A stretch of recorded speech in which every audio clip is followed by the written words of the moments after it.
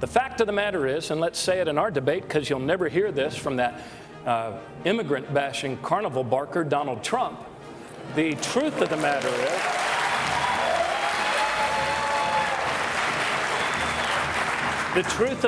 is, net immigration from Mexico last year was 0. Fact check me. Go ahead, check it out. But the truth of the matter is, if we want wages to go up, we've got to get 11 million of our neighbors out of the off-the-book shadow economy and into the full light of an American economy. According to Twitter, that was by far the most talked about soundbite, if you will, from former Maryland Governor Martin O'Malley. That is a bump shot of the spin room here at Drake University. Now we're coming full to our set, and we welcome to it the aforementioned former Governor of Maryland, Martin O'Malley.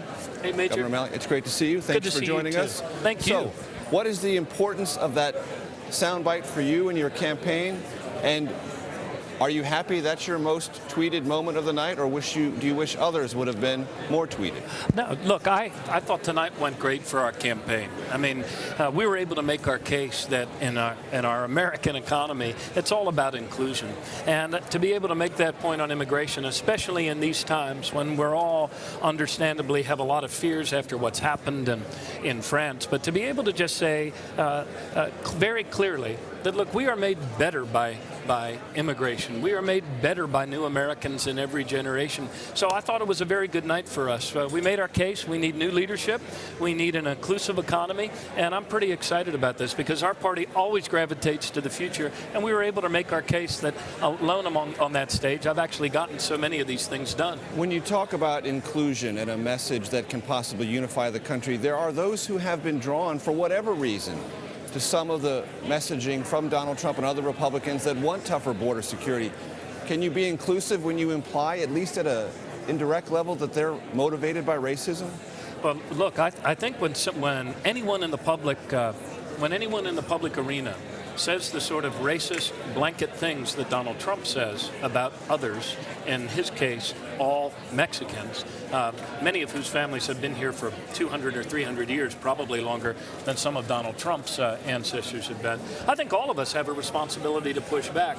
That kind of language, that kind of vilification, his call for creating swoop-up squads, I mean, it's this close to ethnic cleansing, and it's wrong, and it has no place in Americans' public discourse in the office for president. I also want to play a soundbite for our audience, something at a moment that I believe struck a lot of people in the audience and certainly caught my attention. This is in the control room, soundbite number 1. It's a reference to boots on the ground overseas. Let's play that. Is the world too dangerous a place for a governor who has no foreign policy experience? John, the world is a very dangerous place, but the world is not too dangerous of a place for the United States of America, provided we act according to our principles, provided we act intelligently. I was in Burlington, Iowa, and a mom of a service member of ours who served 2 duties in Iraq said, "Governor O'Malley, please, when you're with your other candidates and colleagues on stage, please don't use the term boots on the ground. Please don't use the term boots on the ground. My son is not a pair of boots on the ground. These are American soldiers. And we fail them when we fail to take into account what happens the day after a dictator falls, and when we fail to act with a whole-of-government approach with sustainable development, diplomacy, and our economic power in alignment with our principles." So, Governor, I'll give you another chance. Do you have the mettle it takes to be commander-in-chief to face the very serious national security challenges posed by what we saw in Paris not 24 hours ago and whatever may come next? Yes, I do. And if I didn't, I would not be running, Major. Every year since the attacks of September 11th, my colleagues, Democratic and Republican mayors, and then my colleagues, Democratic and Republican governors, chose me to be one of their 2 leaders every single year on Homeland Security and preparedness. This is an issue that I have taken a passionate interest in ever since those attacks on September 11th. Being a big city mayor, I mean, the attitude, you can remember it at the time, it was, where's the next shoe? Look up, look down, look left, look right. And we made our city a leader. We felt on that date, we had the attacks in New York, we had in Pennsylvania, Flight 93, and then we had the Pentagon where we lost so many Marylanders in those attacks. So this is something that I have worked on, particularly these issues of terrorism and protecting the homeland, nonstop for the last decade or more. So Steve Shigaris, our political editor, please So jump in. in this context of the former mayor of Baltimore versus the Secretary of State, how do you convince Democrats who, by the way, in our last poll, 53% of Democratic primary voters are very confident in Hillary Clinton's ability to handle international crisis? How do you convince Democratic voters that you are a better choice in these kinds of situations than Hillary Clinton? You do it one state at a time, beginning with Iowa, followed by New Hampshire. And when I've traveled around both Iowa and New Hampshire and other places, heads nod when I say there is no area of American policy in greater need of fresh thinking than American foreign policy. It's not about just looking around for the next dictator to topple. It's about a whole of government approach. It's about sustainable development, our economic powers, and I think that's frankly been lacking over these last 10, 15 years. And I believe that Secretary Clinton has a very quick reflex to always grab for the military tool. And I believe that we can't afford to do that as a nation. We have to be in front of these threats before they rise to a level where we're backed into military corners. We need to invest in human intelligence. We need to recognize that we have a global commons to defend now in so many ways, including cybersecurity. These are the new realities of a new century. This is not the world of the 1990s. This is not the 20th century world of conflict. This is a new era of conflict and warfare, and it requires new thinking and new leadership. Do you feel as a former governor that you have to prove to Democratic voters your breadth of knowledge on this subject, and how do you go about doing that? Well, I think it's certainly fair for them to ask, as they do when every time I'm up and engaging in a search for better answers with my neighbors. We have had many governors who have served in the office of President of the United States, including Franklin Roosevelt and Bill Clinton and many others who didn't necessarily have the resume of having been Secretary of State, but that did not mean they weren't capable of leading. On the contrary, these are leaders who understood what executive leadership's about, and that's particularly important in the international area. I'm very clear about my principles, and I'm clear about our country's principles. Linda, want to jump in, please? Yeah, sure, absolutely. So, you obviously had some bright and shining moments tonight, and your slogan says it all, actions, not words. Seems like you've been able to get that across. My question is, how are you planning to capitalize on some of this newfound energy tonight, and are you going to shift your strategy at all based on it? Yeah, well, we have about 37 staffers on the ground here in Iowa, and no challenger. When you look back at one of the truths about Iowa is that the polls in November never look anything like what the decision is on caucus night. And that's been a rule that's held true every year. We now have an opportunity as a campaign to make our case for generational change and the need for new leadership in Washington that can get things done in ways that I think are going to draw very, very stark contrast between Secretary Clinton and Senator Sanders.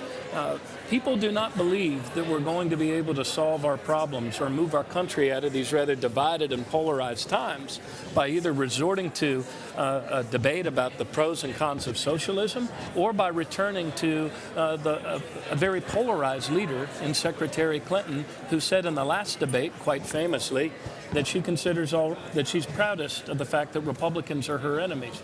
I don't believe that Republicans are our enemies. I believe that there are our friends, they're our colleagues, they're our uncles, they're the paramedic that comes sometimes when you have to dial 911. I believe we're all in this together, and I believe that that's the larger attitude of especially where our country's headed and her younger people. Governor O'Malley, I want to play another soundbite from the debate, something that Hillary Clinton said in the conversation that's getting a lot of traction online post-debate about the terminology radical Islam. Let's play that and have a conversation on the other side. I don't think we're at war with Islam. I don't think we're at war with all Muslims. I think we're at war with jihadists who have... Just to interrupt, he didn't say all Muslims. He just said radical Islam. Is that a phrase you don't I think that you can talk about Islamists who clearly are also jihadists, but I think it's not particularly helpful to make the case that Senator Sanders was just making, that I agree with, that we've got to reach out to Muslim countries, we've got to have them be part of our coalition. If they hear people running for president who basically shortcut it to say we are somehow against Islam. So, Governor O'Malley, it's no surprise to you. You've heard this on the campaign trail from Republicans to the degree that you have time to sift through all the things that they say, that one of the problems in this conflict with terrorism is President Obama and other Democrats refuse to call it by the name they say it is: radical jihadism, radical Islam. Do you think that's a relevant part of this conversation? And you just implied a moment ago that Hillary Clinton is too prone to reach for military solutions. Is that a point of criticism, and how do you really differentiate yourself between her and you on that point? Yeah, first of all, on the language, I think the more accurate language, I wasn't aware that this is the latest sort of ha-ha, gotcha, set a trap thing from the Republican candidates. I believe that the most accurate term is radical jihadists. So I think that's a better term to use. Look, these brutal, ruthless, genocidal actors in ISIL, I mean, they're also kind of equal opportunity murderers. I mean, they talk to the Chaldean Christians, Christians, Jews, Muslims. They are an apocalyptic group. They need to be confronted, and they are also perverting the name of a great world religion. We need now more than ever to understand that the vast majority of Muslim Americans are our front lines in this battle. On Secretary Clinton and her and my differences with her, I think we've lacked a whole of government approach. I think that we fail our military. And by that, what do you mean? I mean that we should not wait until problems become so large that the only options that we appear to have is grabbing for the military tool. I also believe that it is irresponsible to get involved in the toppling of a dictator without asking what is the next step after this. There's more to building up a sustainable democracy than simply knocking over a dictator. I mean, look at the mess that has been made and the cascading effects of that blunder, that horrible decision to actually invade Iraq, something that Secretary Clinton voted for. It's hard to look back on the cascading effects of that and say that we actually applied a whole of government approach. Secretary Clinton said today, we left an Iraqi army in place that was capable of defending Iraq. Well, actually, it wasn't. It wasn't. And it's been proven that it wasn't. So we need to do better as a nation. Our mission in the world is not to go roaming the planet looking for monsters to destroy. But we do need to confront evil when it rises and it has the sort of reach that now ISIL has. This is an imperfect and dangerous world, but our way through it is not to put everything on the back of our military. We need to use our economic, our diplomatic, and we need to rebuild the human intelligence on the ground that has, for some reason, been shown time and time again not to have the capacity that it should for a great nation. Former Maryland Governor Martin O'Malley, thank you very much for joining us. Three candidates on stage. Only one of them had the bravery to come up here and talk to us afterwards. You were it. When this debate started on Twitter, former Governor O'Malley was pulling 4% of the conversation. When the debate ended, it was 15%. All right. That's a move up. I don't know what it indicates. It's a 300% improvement. It's his job to find out, and that's going to be some of the work he'll do going forward. Safe travels to you, Governor. Thanks very much for being with us. Thanks a lot.